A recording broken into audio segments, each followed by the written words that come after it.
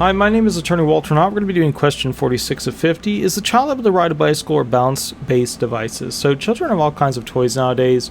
The judge may ask, okay, is the child able to get from point A to point B when they're around the house? Do they use a bicycle? Do they use one of those self-balancing tools? This is important because it goes into what is the child's capabilities when it comes to physical coordination.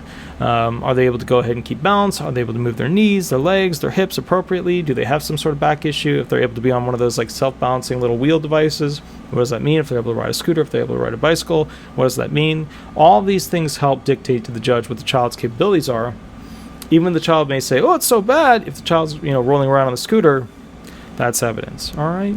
My name is Attorney Walter Knott. Please remember to like, subscribe, leave 5-star reviews, and we'll go from there. Thanks so much. Bye-bye.